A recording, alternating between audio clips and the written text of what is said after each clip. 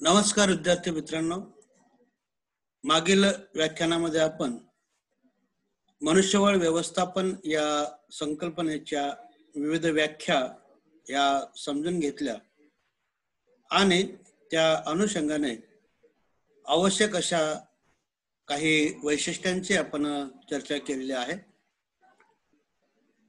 मानवी संसाधनाची जी वैशिष्ट्ये आहेत त्यातील एक महत्त्वाचं वैशिष्ट्य आहे ते म्हणजे मानवी संसाधन व्यवस्थापन प्रक्रियेमध्ये विविध ज्ञान दृष्टिकोनाचा स्वीकार हा केला जातो। मानवी संसाधन व्यवस्थापन ही एक गतिमान प्रक्रिया आहे। या क्षेत्रात नेहमी सुधारणा आणि बदल हे अपेक्षित असतात। त्यामध्ये प्रामुख्याने शैक्षणिक, व्यवस्थापन शास्त्र, मानसशास्त्र, संज्ञापन, अर्थशास्त्र, संघटन यासारख्या मानव संसाधन व्यवस्थापनाच्या उद्देशांचा समावेश होतो।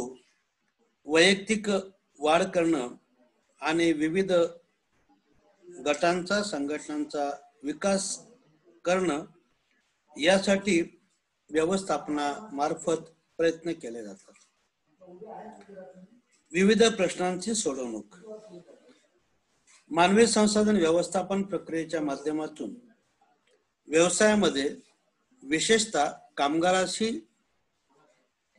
संबंधित असणाऱ्या ज्या विविध समस्या आहेत त्या समस्या आणि ते प्रश्न सोडवण्यासाठी महत्त्वाची भूमिका ही पार पाडली जाते।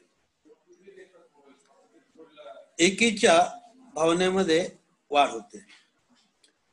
मानवी संसाधन व्यवस्थापनाचा मुख्य उद्देश आहे तो म्हणजे संघटनेमध्ये कार्यरत असणारे जे कर्मचारी आहेत त्यांचे संबंध आणि कर्मचाऱ्यांचं मनोधैर्य उच्च पातळीवर टिकून ठेवणे। उपक्रमामध्ये काम करणारे कर्मचारी त्यांच्या समूहाचे उपक्रमाच्या संघटनेशी अशा रीतीने एकत्रीकरण घडवून आणणं ज्यामुळे कर्मचाऱ्यांमध्ये एकीची भावना वाढीस लागेल, संघटनेच्या प्रती बांधिलकी आणि निष्ठेची भावना निर्माण होईल, या दृष्टीने व्यवस्थापनाकडून प्रयत्न केले जातात।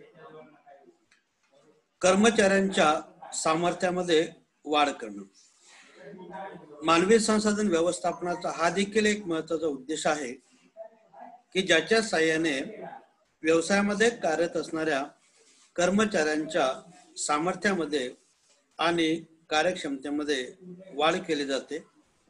कर्मचाऱ्यांची शक्ती कार्यक्षमता वाढवण्यासाठी वेगळ्या प्रकारचे प्रशिक्षण विकास कार्यक्रम हे राबवले जातात आणि मानवी संसाधन व्यवस्थापनाचं जे एक महत्त्वाचं वैशिष्ट्य आहे ते म्हणजे व्यवस्थापनाला मिळणारे दीर्घकालीन फायदे। मानवी संसाधन विकासामुळे कर्मचाऱ्यांना वैयक्तिक फायदे हे मिळतातच, त्याबरोबरच संघटनेला आणि समाजाला दीर्घकालीन अशा प्रकारचे फायदे मिळतात। कर्मचाऱ्यांच्या वैयक्तिक फायद्यामध्ये आर्थिक आणि आर्थिकेतर अभिप्रेरणांचा समावेश हा केला जातो।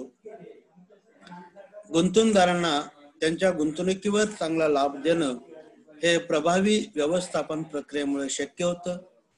संघटनेचा नावलौकिक वाढण्यास मदत होते, बाजारपेठेतील चांगले प्रतिमा निर्माण होते आणि प्रभावी व्यवस्थापनामुळे व्यवसायामध्ये चांगल्या दराच्या वस्तू आणि सेवा यांची निर्मिती करून समाजाला चांगल्या दर्जाच्या वस्तू आणि सेवा यांचा पुरवठा करणं शक्य होतं। थोडक्यात अलीकडच्या काळात प्रत्येक व्यवसायामध्ये किंवा प्रत्येक संघटनेमध्ये मानवी संसाधन व्यवस्थापन प्रक्रिया ही अपरिहार्य आहे असंच आपल्याला म्हणावं लागेल। मानवी संसाधन व्यवस्थापनाचं महत्त्व किंवा फायदे, importance, advantages of human resource management। मनुष्यबळ व्यवस्थापन प्रक्रिया ही व्यवसायामध्ये राबवली जाणारी प्रक्रिया असली तरी त्या व्यवस्थापन प्रक्रियेचे फायदे हे केवळ एखाद्या व्यवसायापुरते किंवा संघटनेपुरते मर्यादित नाहीत, तर अनेक घटकांना या मानवी संसाधन व्यवस्थापनाचे फायदे मिळतात. आणि म्हणून मानवी संसाधन व्यवस्थापनाचं महत्व जाणून घेण्यासाठी प्रामुख्याने या फायद्यांचं वर्गीकरण हे 4 भागामध्ये आपल्याला करता येऊ शकेल. संघटनेच्या दृष्टीने मानवी संसाधन व्यवस्थापनाचं महत्व किंवा फायदे. मानवी संसाधन व्यवस्थापनामुळे संघटनेला अनेक प्रकारचे फायदे मिळतात, कारण मनुष्यबळ व्यवस्थापनामुळे कामगार भरती, कामगार नियोजन आणि निवड प्रक्रिया ही सुलभ करता येते. प्रशिक्षण आणि विकास कार्यक्रम प्रभावीपणे राबवणं शक्य होतं. व्यवस्थापनाकडून कर्मचाऱ्यांना अभिप्रेरित करणं हे शक्य होतं.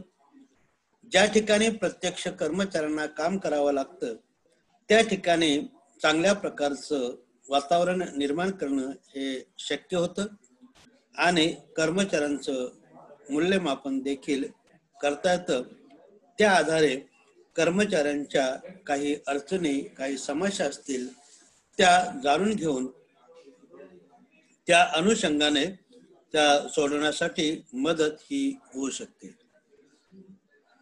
व्यावसायिक दृष्ट्या मानवी संसाधन व्यवस्थापनाचं जे महत्व आहे त्यामध्ये कर्मचाऱ्यांना विविध रोजगाराच्या संधी ह्या व्यवसायामध्ये उपलब्ध होतात. योग्य प्रकारच्या व्यवस्थापनामुळे कामाचं वाटप करणं हे शक्य होतं.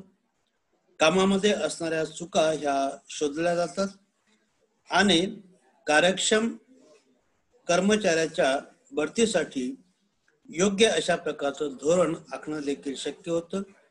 कर्मचाऱ्याच्या वर्तणुकीमध्ये चांगल्या प्रकारच्या सुधारणा ह्या घडवून आणता येतात. मानवी संसाधन व्यवस्थापनाचं संघटना आणि व्यवसायाच्या दृष्टीने जसं महत्व आहे त्याचप्रमाणे समाजाच्या दृष्टीने देखील व्यवस्थापन प्रक्रिया ही आवश्यक आहे. समाजाला देखील या व्यवस्थापन प्रक्रियेचे अनेक प्रकारचे फायदे मिळतात. समाजाला ज्या आवश्यक गरजा आहेत त्या गरजांची पूर्तता ही करता येते. थोडक्यात मानवी संसाधन व्यवस्थापनामुळे कर्मचाऱ्यांच्या कार्यक्षमतेमध्ये वाढ होऊन त्यांना सामाजिक समाधान मिळतं. रोजगार आणि बेरोजगारी यात समतोल साधून जास्तीत जास्त रोजगार निर्मिती करणं शक्य होतं.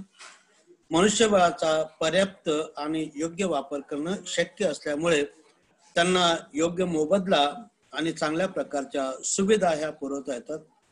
कामगारांची उत्पादकता आणि पर्यायाने व्यवसायाची कार्यक्षमता वाढण्यास त्यामुळे मदत होते.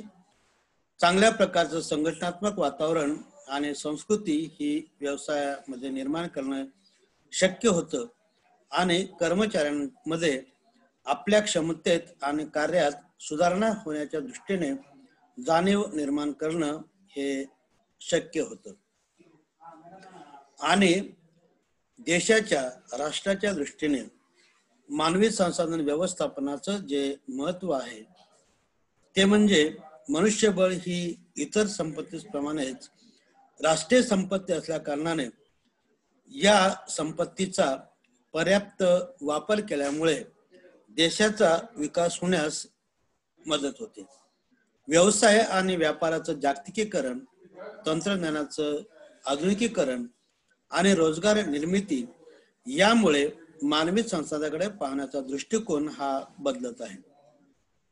बहुराष्ट्रीय कंपन्या, विदेशी गुंतवणूकदार, समाजवादी आणि साम्यवादी देशांमध्ये देखील या मार्गाचा अवलंब हा केला जातो आणि त्यामुळे देशाच्या दृष्टीने देखील मानवी संसाधन व्यवस्थापन ही एक अत्यावश्यक प्रक्रिया आहे असं आपल्याला म्हणता येऊ शकेल. थोडक्यात मानवी संसाधन प्रक्रिया ही संघटना, व्यवसाय, समाज आणि राष्ट्र या सर्व घटकांच्या दृष्टीने आवश्यक आहे. या सर्व घटकांना अनेक प्रकारचे फायदे मानवी संसाधन व्यवस्थापनामुळे मिळतात. मानवी संसाधन व्यवस्थापन ही एक व्यापक प्रक्रिया असून या प्रक्रियेमध्ये अनेक कार्यांचा समावेश हा केला जातो. मानवी संसाधन व्यवस्थापनाची जी प्रमुख कार्य आहेत ती कार्य ही आपण पुढील व्याख्यानामध्ये जाणून घेऊयात. आज याच ठिकाणी थांबूयात. धन्यवाद.